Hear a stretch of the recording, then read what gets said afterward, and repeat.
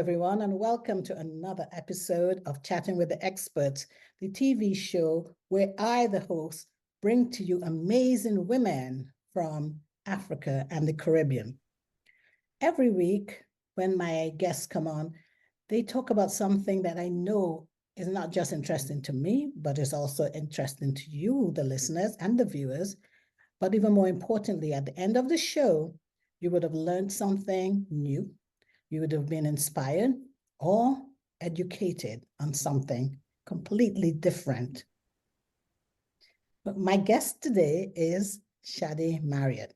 And Sade is the director of Banana Island School, and she is a fellow podcast host of Banana Island Living Podcast.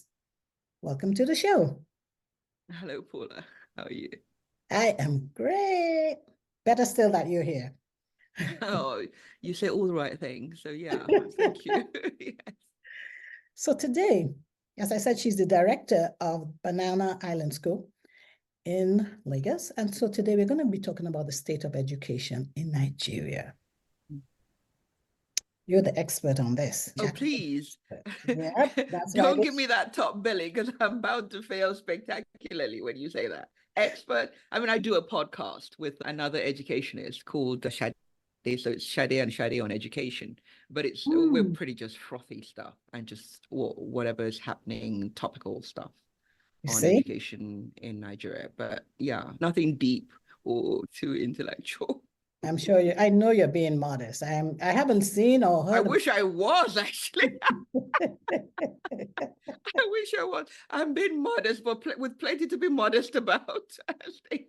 Well, considering you're the director of the school, you must know something about education. Tell me how you even got into that in the first place. Well, it is the usual boring story. My mother was one of the first Montessori teachers in Nigeria, and she started a school, the Montessori school, and with an amazing nursery. But we lived on the school site, and I swore to myself I'd never, ever go into education because it's such hard work. We never had any holidays because we were always studying or something. And so I totally refused to do education. I went and did law and did a master's. I did an MBA, and I thought, when you're as bad a lawyer as I was, when you start skim reading contracts, you know you should get out of there before you do some real damage. So I thought what I ever really enjoyed was just teaching children to read. I thought I'd just go and learn how to teach children to read. And I got into it. I really enjoyed it. And yeah, fast forward a few career cul-de-sacs, here I am. There you are. So when you went back to school to, as you said, your interest was there for children. Did you do that in Nigeria? Did you do it in the UK? Where did you do it? No, I actually did it I was working in the UK then. I was an education solicitor, education and employment solicitor in a local authority education department. And then I saw, gosh, this could be so much better. It was in a particularly challenging borough. I lived miles away. I used to commute into London to Hackney, which was where I went. Okay. And I thought, good heavens, this is how people go to school here. And in Nigeria, we don't have these facilities. So most of the problems were children not achieving. And I just saw the problems really started in primary school. So I went and did a PGCE at Canterbury Christ Church University. I could still work because I was doing a modular PGCE where you work at home and then you go weekends. I did this over a couple of years, and then you do your placements at the school. So I did 3 placements, 2 at state schools and 1 at prep school, because I've only ever really known private education, but I wanted to see what it was like to be in public education.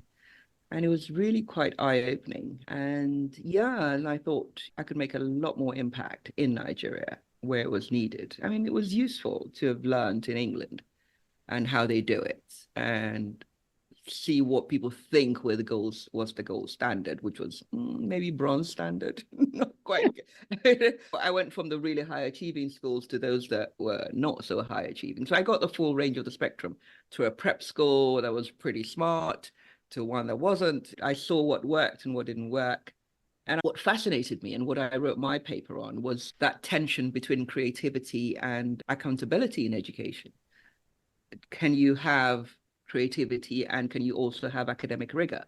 And my argument was that the two are not mutually exclusive. There's no reason, if you've got a passionate teacher with great training and good pedagogical pinning, there's no reason why you can't do that. It just takes a little bit more work. But once you get the children engaged and the teacher has a passion, you can be creative, but you can demand high accountability from the teachers. And I know middle-class children invariably do well, but that, doing exams and doing tracking and assessments is really useful for the children who don't have the support at home, because you can't assume that everybody will be okay. So how do you measure? We can trust teachers, and I do trust teachers, and I know most of them mean well, but you can teach the same group of children exactly the same thing, different outcomes. So if you don't track and you don't assess, you don't know where they need support. It's not necessarily testing the staff, it's testing what the children have actually managed to get out of it. What is the value added? So yeah, that was what did for me. And yeah. And so then with all of that, I hope I haven't bored you too much. Have I bored you? Not at all. Have you noticed I'm leaning in? Okay. Normally I sit back. Just checking in, because when I start waxing lyrical, I get carried away. But it also shows your passion. It also shows you're authentic. It also shows that there's interest in what you're doing, because it could just be purely academic in the sense it could just be a job. But listening to you, I can see it was more than a job. It was something. Well, if I wanted just a job, I'd stick to law. I was even a magistrate in the UK, for crying out loud. But it was like every day was a chore getting up. But when you teach children, especially when you see that light come into their eyes when they start decoding and decoding with meaning, you just see, gosh, you can actually make a difference in this child's outcomes later on. And what you're saying is so relevant, because sometimes we forget that these children are our future. These children are the next generation. These children are the ones who are going to go ahead of us. And what we learn, especially at the elementary level, is what typically follows them for the rest of their lives. I think people underestimate the importance of primary education, because now when I'm looking at CVs and I'm looking at this degree and this guy you get the split infinitive, you get bad punctuation. Even with Grammarly, they still get bad punctuation. And I'm thinking, these are things that they wouldn't correct in secondary school. It's in primary that where you subject and predative and comparative and all those things, the verb, the adjectives, those are taught in primary.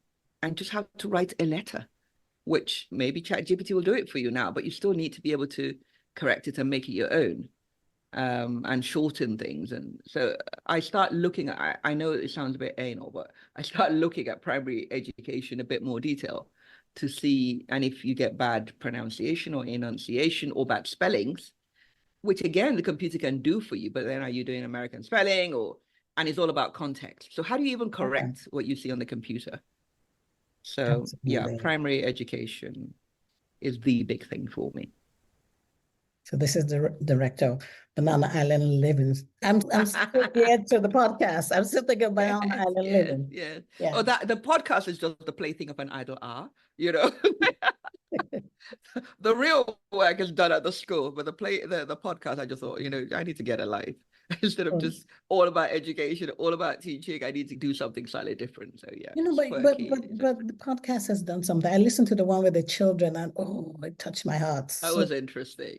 We forget what those kids know and what they think, and that was educational for me as well, because I see them, but you don't really get that, sort of treat them like grown-ups and let them tell you what they're thinking. So yeah, it was interesting. Yes, it's always good. So great to hear kids' perspectives, isn't it? Yeah. So coming back to you, okay, so you were in England and then you decided you wanted to give back to our country, Nigeria. I had a rush of blood to the head. Which has paid off for many people. My child is, my cost center number 3 went off to boarding school. And so I thought, freedom, yes. let me I was the touchdown mom for how many years my kids' school was miles away from home, because I was looking for the best school for this child. And I'll never do that again, driving miles just to go to the best school. So I did that for how many years straight, And then once she got off to a boarding school, she was begging to go to boarding school. So she was tired Oh, of being at home with us. Well, because all the others, she was like the last of the hackers, and everybody had left oh, home except her. And she okay. said she was lonely, and we lived, on a farm, and it wasn't great. So she said, "Help, let me out of here." So she left, and I thought, freedom, let me go and let me go and try something in Nigeria. So yeah, that was interesting. It was Hmm. character building. But here we are. And how many years ago was that? About 10, 11 years ago. Yeah, 10 years ago. Well, you've done a good job I mean, because I tried to start it without actually going myself to employ people from afar, but it didn't quite work out. But yeah, that I'm was still going. And now pre-COVID, I commute between the UK and here. right? It was pre-COVID, yes. Thank God it was pre-COVID. Can you imagine trying to do something in COVID? I know. Mm. Yeah. So God was preparing you for that. So now, but Mm. I left Nigeria in the 80s. And so whenever I think about education, I age myself by, I talk about primary school, I talk about Form 5, and some of my nieces and so look at me with a strange look. For 5 years. They're like, Auntie, what are you talking about? So yeah, so you got back to Nigeria and you started this school from Mm. scratch. Yeah, I mean, basically build a site and stuff. Yeah, I mean, I'm a director. I had support, but yeah. And I was involved from far away, and then I came back to try and, yeah, work there. I thought I Mm. could do it remotely, but yeah, it wasn't But easy. realized that wasn't going to be the thing. So Probably not, yes. how is that going for you? I know it's successful, but as I said, I'm always looking at education from Nigeria, primarily from my understanding when I lived there Yeah. in myself. So what's the state of education now in Nigeria? We're talking about, I know your school is private, so can you talk a little bit about the Well, transition we've yeah, seen? funny enough, my co-podcaster on Shadi on education, that's what we tried to do. She's from a state background. Okay. She was a commissioner for education in Lagos State. So she really had her finger on the pulse of public school education. And I speak from a private school prism. Mm. So yeah, East shall be East and West shall be West, and near the twain shall meet, as they say. We thought we could meet and get a perspective on this. And there's some really good education in Nigeria. I was teaching in London not that long ago, actually, because having come here, I did go back and did some more further training and then some placement in some school just to get more current. And what I noticed is children that come from Nigeria, they do incredibly well. They're usually streets ahead. They're better. They're ready to learn. They're not faffing around. And then about the second or third term, without strong parental input or good or high expectations from the teachers, they tend to slip back. From Nigeria? And Nigeria and West Africa, actually, because Mm. a lot of the children come from very strong family backgrounds at home with great Mm-hmm. support system. You can't really misbehave in class and get away with it. That's what I mean. That's why I I said, asked that who is question. your who born Who is you, as your they say? father and Yes. your mother? And you're going But back home to then, say, what? yeah, but then when you get there, they tend to say, "Oh, I can get away with this, or I can get away with that," and maybe the teachers don't have high expectations. So, I mean, children will rise to whatever occasion you put them in. That's so When I true. looked at the statistics in England years ago, when they were doing the London Challenger stuff, African children were one of the best performers. And the white lower class or working class, white lower class, working class children were the least performing demographics. When they get to secondary school, that changes. And we don't know what happens there. So what is it? Ooh. These are children who are high achieving. Is it the system? Is it lower expectations? They start getting into trouble. They start getting more suspensions, So there's a lot to unpack there, which I don't want to go in. But in Nigeria, up until the 90s, I think the education here, most of the people doing so well abroad, they come from Nigeria. All Yes. these top doctors and stuff, people used to come here to look for our universities. I mean, say what you will, these were one of the Oh, top performing yes. people, immigrants, wherever you go. Yes. So, hey, it can't be that bad. It couldn't have been that bad. Now I know, because the system has been decimated. We still have incredible primary schools, incredible secondary schools if you can afford them. The university system has been so decimated that when you don't have middle class or working class people sending their children, their first thought is to get their children abroad. Well, how are you going to raise the standards? Yeah, and we need to have what we had during COVID, when people realized they couldn't go abroad for medical treatment. Post-COVID, the amount of really good hospitals that have come up in Nigeria is incredible. And I've seen people coming from the US to come to medical tourism in Nigeria now. I went to hospital last week and I was so impressed. I said, I'm never going back to England to go and be waiting on the NHS again in one day with cheap HMO. So it really worked. 300,000 a year, you can't even, that's like 2 months HMO. And it covers everything. You get medication, and the equipment was top of the line. In Nigeria. In Nigeria. Then I went to Luth, to the dentist, to get my x-rays. They had top of the line x-rays. I had my results immediately. They gave it to me. And I thought, gosh, impressive. If you unfetter these institutions from government palaver, they will do well, because the people are smart. The people in Nigeria are smart. Yes. Whether it's for crookery or for good, they will do well. So, yeah. I have children in my school. They're reading at age 3. If you put it to them, they will go. Every child goes at their level. I find children who are able, if you facilitate them, they'll fly. If they're not challenged, they start having behavior issues.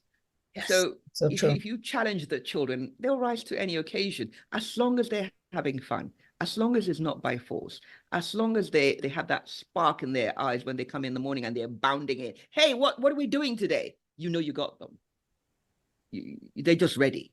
But if they're dragging their feet and everything is a chore, maybe you need to look at the way you're delivering that. But even in the state schools here, the children are desperate to learn. You have a class. I went to KC one time and they had 200 in a class.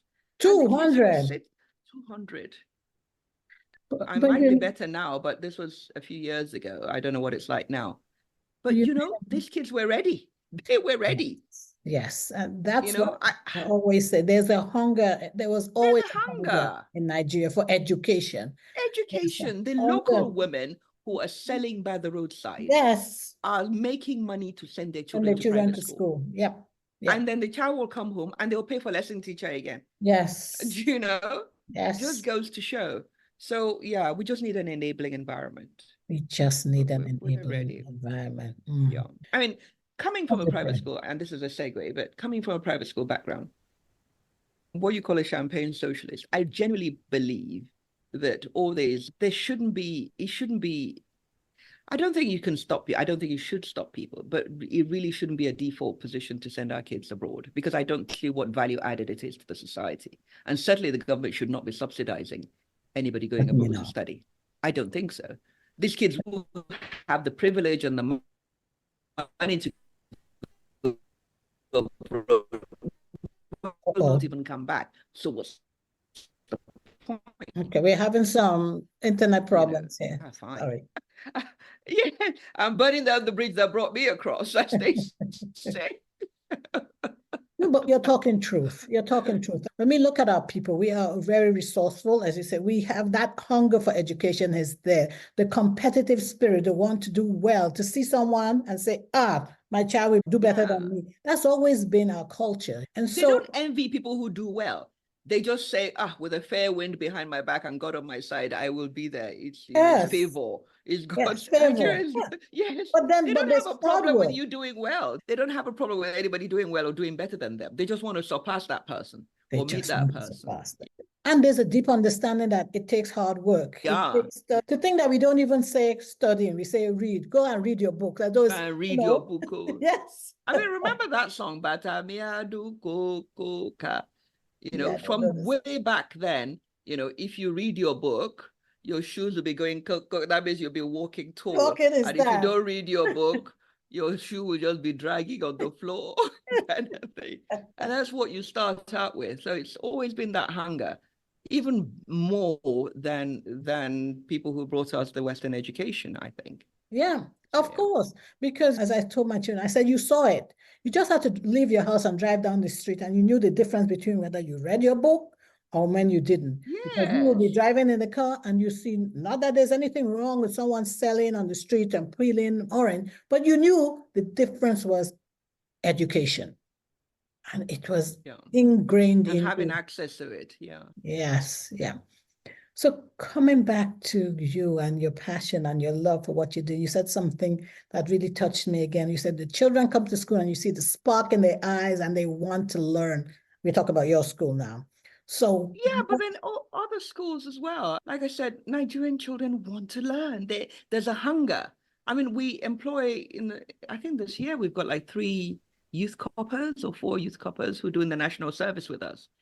It's so lovely to see the cynicism has not been dragged into them. They're still quite, that's awesome. idealistic, and they like to see somewhere where they can actually be useful. I have one that was supposed to go for an operation and she was postponing, and we are all begging her, don't postpone. He said, oh, these children, we want, we're doing our assessments. I want us to make sure that all the children pass that assessment before I go. And we said, no, go, we'll be fine. They really do care. And there are people here who really, they like to see that they're making a difference.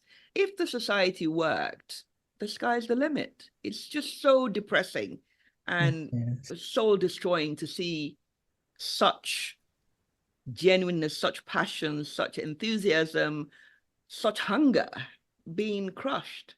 Being crushed. And Yes. yeah, and that's one of the things you learn quite quickly in Africa. Let me speak about Nigeria. It's from the sublime to the ridiculous. You see Yes. people who are so happy with so little. And it sort of gives you your perspective that I better shut up if I'm complaining. I Yes. am Yes. super privileged. And on the other scale, your psyche does get brutalized a bit because you get used to seeing poverty and you see people, the Sade, inequalities and so on. So it's to that's wake up it. and make sure you give yourself that talking to, that you don't become that person who is inert to other people's situations. And like Yes. when I go abroad every time, because I live half in the UK and half here, I said the first week when I'm back, I'm so nice to my staff. Thank you so much. So you've cleaned that room. Oh, I'm so grateful. And then, And then after 2 months, I said, didn't you see that? yeah, Then you have to catch yourself. I yeah, said, stop it. okay. So you have to constantly give yourself that talking to, Talking to, and just not be that ghastly person who takes yeah. everything for granted. I sometimes wonder if it's not cultural too. We've been brought up to say, oh, beg, shut up. Because we are a society of respect where age matters. So everyone is kind of looking, okay, I'm older than you. So you're raising your shoulders, that sort of thing. And so sometimes I wonder if we feel that by talking nicely or by, oh, I appreciate you, if we are not thinking that we're making ourselves soft or not relevant. That's a theory that I have, not a theory per se, but it's a question I've asked myself over and over, that if we can learn how to say the same thing, it's not what you say, it's how you say it. Would that start making a difference in leadership? You know, society is changing. Younger people will not take it. Even with all this senior, they'll say, it's a toxic environment. I'm off. Even if they don't have another job, they're going. Tell So me they will that. teach you. They will teach you Uh, whether you like it or not. If you want to keep your stuff, you have to be more empathetic. All mhm. that young girl of I'm older than you. When we were there, we didn't talk to our elders like that. That's We'll go gone. because you will have nobody. You wake up one good calm day and you'll be doing the work by yourself. Internet. Yes, That has got. so yeah. They'll just go home and sit down and work and go on TikTok. They don't care if they don't have any money, they have no job, somebody will pay their bills. They'll be okay.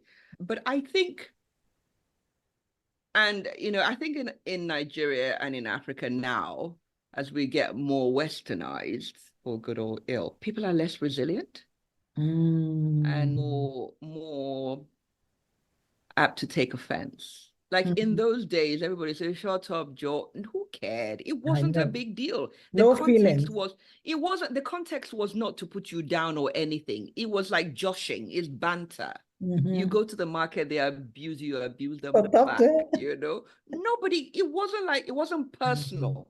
Yeah. And you know, every older person would say, who is your mother? Kneel down there. I You didn't think know. that person was toxic. You You just did. thought, auntie, you two, you go back, auntie, you should forgive me. What is it? What have I done? So the Yeah. two of you will laugh at each other, and it Yeah. wasn't a big deal. So I think it was a more healthy relationship. There was a lot of respect, but then because you know there was love underlying everything. Yes. Now you can't take that for granted. In fact, now you assume people mean bad stuff, even when they don't. Yeah. Not held by the pastor who says somebody is doing you or somebody is, you know, it's stoking culture wars, stoking racist wars, stoking envy, stoking malice. Before, even if somebody is doing you, you say, hey, all you people doing me, oh, you know, you just, you speak it out there and you let it go. You don't need to go into therapy. And, you know, so there are pros and cons of everything because, as I said, internet, which you agreed with me, has opened up the windows to so much good, but a lot of bad too. Because when you don't know what you don't know, you accept what you have, right? True. But now, as you say, there's so much more awareness of, my feelings are hurt. Yeah, my feelings are hurt. Yeah. Even if the person, and because people are not really dealing one-to-one so much, it's all filtered either through email or text, or so the nuance of the thought behind that text, it might come out really poor because you didn't articulate well. So the person goes off and you get cross because they went off, and then you don't talk to each other. Then it becomes my new favorite word, toxic. So yeah, it's all.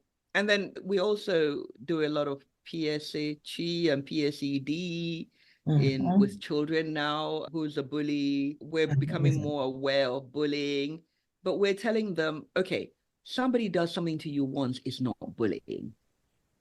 Okay. It's an incident. It's when it becomes consistent or a habit or more than once, or then it's bullying. So you have to talk to that person, show them your boundaries, whatever it is. And then we teach them who's an upstander, who's a bystander, who's, you know. So we do all that role play so you don't necessarily take offense immediately.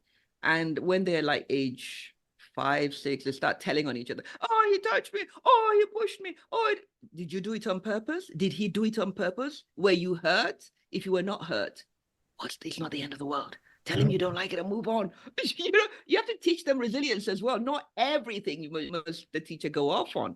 And I see that a lot. I saw it a lot in the UK where things are blown out of proportion, especially with Black boys. You know, sometimes they don't know how to navigate friendships or trying to find their space within a group. So they act up a bit, but with just coming from a different prism, or there's mutual suspicion. And then it becomes a self-perpetuating prophecy. And also, I feel sometimes there's not much, you have to teach cultural awareness. And now that we have more immigration into spaces that were not typically as integrated, you got to teach, you got to educate the educators on what to expect. Black boys, unfortunately, have been given the negative stigma of being, they've been labeled in a negative way, and they're just being boys. So they're more likely to see their being boys as aggression than any other. It's just boys. And then they start thinking, oh, they're picking on me anyway, I might as well be aggressive. So it's a vicious cycle. It is a vicious cycle. But then also the culture of low expectations. These kids, a lot of them, especially coming from Nigeria, they're bright. And if they're not bright, they're brighter than the ones who were there. Yeah. You know? And they've been challenged a lot. The teacher expects them not to be. Yeah. So there was one particular boy, and I looked at him, he had a Nigerian surname, but I think the mother was from the West Indies or something, and he wasn't achieving as much as I thought he should be. And I came in the second term to that school. So I called his parents. I said, this is off the record. This boy and I are going to wear the same trouser. You are a Nigerian man and your son is not reading? Are you kidding me? What are you doing? They said, oh, he's delayed this. I said, yes, but I've tested him. I've tested him. The first thing you want him to do, as soon as he enters that class, if he doesn't say good morning, he goes out and then she comes back in. So you show him what you expect of him. And I said, if he doesn't, just in case he comes back home and says, I'm picking on him, I'm not picking on him. Break time, he's going to go on, going to have his lunch and come back and he's going to work with me. If he doesn't finish that work within the allotted time, he and I are going to miss our break. He will eat, he will play 5 minutes, and then we'll go back and do the work. By the time we did this for 2 weeks, boy was finishing his work in the time I lost it. The Senko wasn't happy because she said, oh, you're a bit hard on him. I said, yes, but don't you think life will be harder on him if he leaves here without achieving anything? A black male child not being able to read? Where is he going to go? Yes. What is he going to do? It will be he will be excluded from school by the time he's in year 6. So absolutely. I see what you mean, but I've squared it with his parents and they're happy with it. I'm going to give him homework every day. So I want it signed. So you have to take interest in the children. Changing the rhetoric. Well, I think it's just to let the child know that you're on his case. You care deeply. Once children know you care, even when you're hard on them, they take it. If they think you don't like them. Right. That is so true. It's hard. The work just gets harder. That's so true. And it's to convince the parents that, look, you come in, you have problems with me, fine. I'm sure I'm not the best teacher in the world, honestly. But before we have that discussion or it degenerates, let's agree that we're on the same side. We're on the side of the child. I'm not on your side. You're not on my side. We're on the side of that child. If we start with that prism, we're good. Any discussion we have after can only come with positive outcomes for that child. That's so true. And so that brings me to a question I have, coming back to your school now, coming back to Nigeria. Now, what provisions do they have, if any? And I'm not sure when I say if any, but what I want to ask is, do you have any special needs, any program for special needs in your school? Or if not your school, are you seeing more of that being done in Nigeria? Oh, yeah. I mean, I don't know if it's just that, I don't know what's happening, but there's a huge, and I say huge, relative to what we had before, number of children now with special needs. People are saying it's post-COVID. People are saying all sorts of things. I don't know what. Delayed speech, neurodivergent, children who are just not ready to learn, no matter what age they are. So we're having a huge amount of speech therapy. We're having, you name it, we're doing that. And we're breaking it down. And I mean, we have children as young as 15 months. We're doing physical therapy. Months. Like walking on, we get them to start walking on a beam, just balancing, basic things like that. And using pegs there's no strength in their hands. We call it iPad fingers. They can't separate the digits, So you're playing games like Peter Pointer, where are you? Toby Tall, where are you? Ruby Ring, where are you? The Tommy Thumb, where are you? And they're struggling to do that. So it's an uphill task, but we find that if we put these things in place that young, by the time they get to age 4, they're ready. They're ready. And the parents have to work along with us. The idea is to make it interesting and make it fun. You make it into a song because they'll remember things with songs more. And, taking off their shoes is one of their early learning goals. Can you take it off? Can you put it back on? Can you just give them chores, keep them busy? They have to take their own bags, no matter how young they are. They have to unzip it themselves. They have to use their table mats, go and get their table mats, put it on the table, set the table, zip it up, tidy up, put their rubbish in the bin, They forget they're crying by the time they do all that.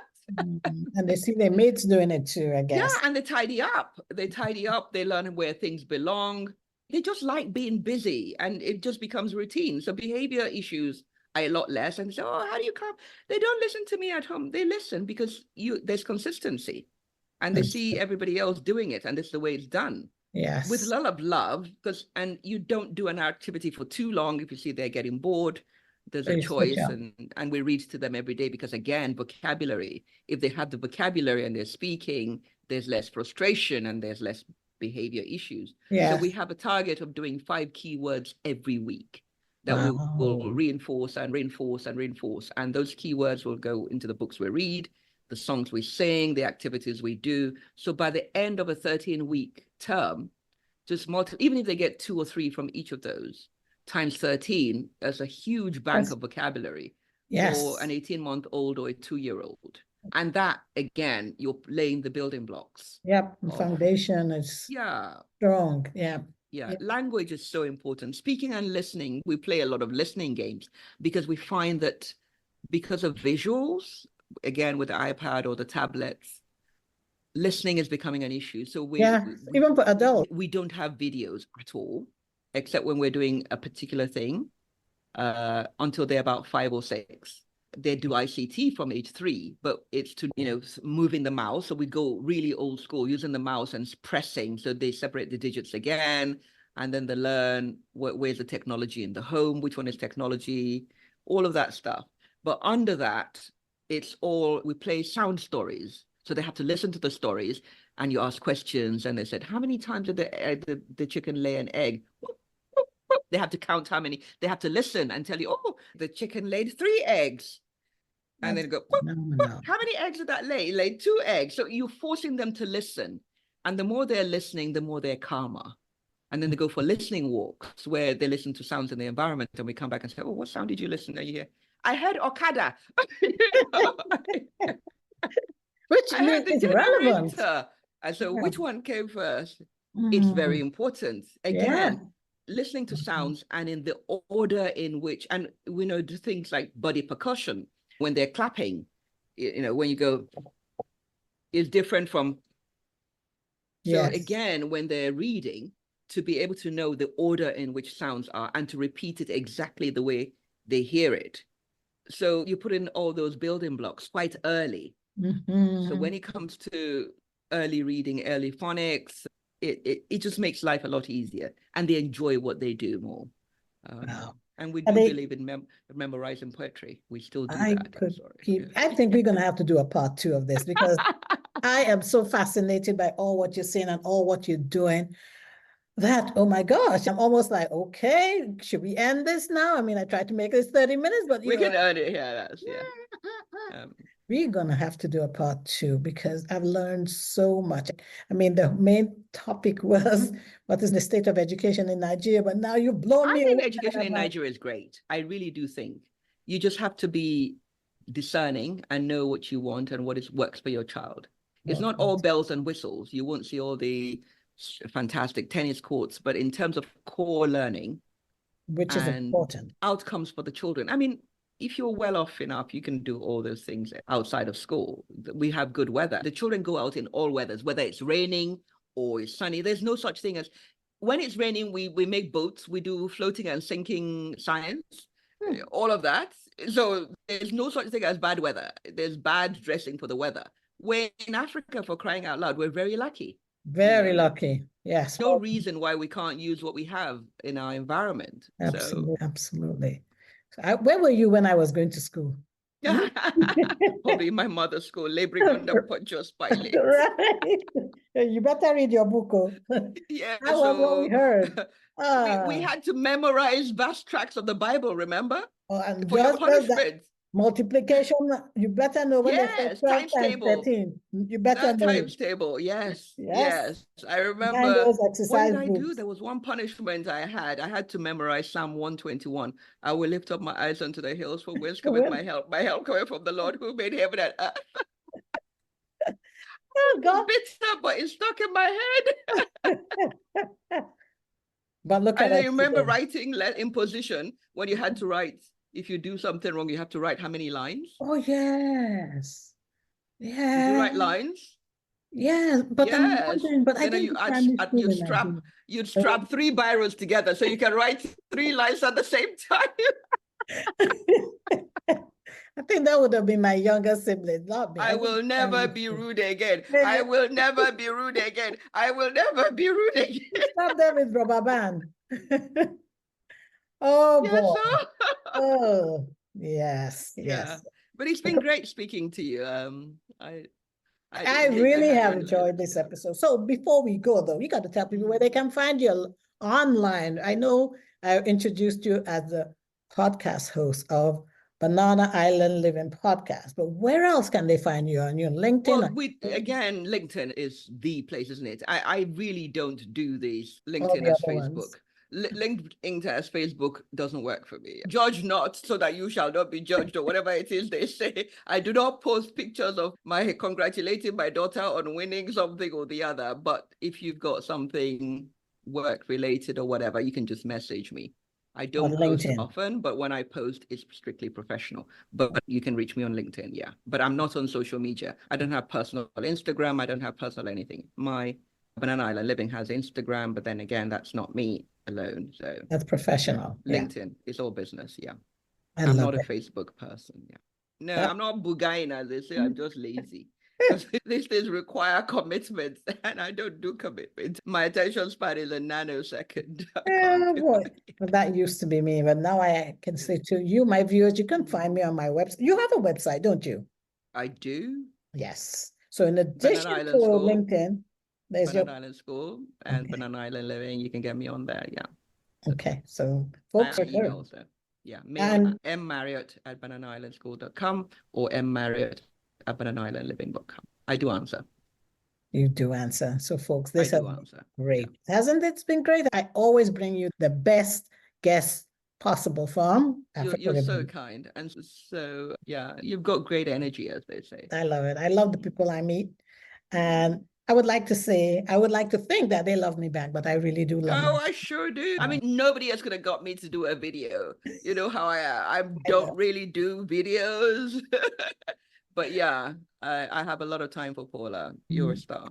Yeah. Thank you so much. And for you, my viewers, I want to thank you for always tuning in. You know where you can find me on my website, which is chattingwiththeexperts.com. You can find me on LinkedIn, which used to be my main and only social media platform, but I've moved on to Instagram. Not moved on. I am also on Instagram. My handle there is @chat_podcast_expert. No, it's reversed. That was a senior moment. Yes. Yeah, that was a senior moment. So let me correct it. Pop those vitamins, baby. Pop those vitamins. I do need to take up. Omega-3, whatever it takes. And I'm actually on Facebook now. Just Oh, good. Yep, it's taken me years, but I'm fine on Facebook. So yeah. thank you, Sade, for thank you very much. Thank you. This has been incredibly good. Yes. Thank you. Thank you. Bye.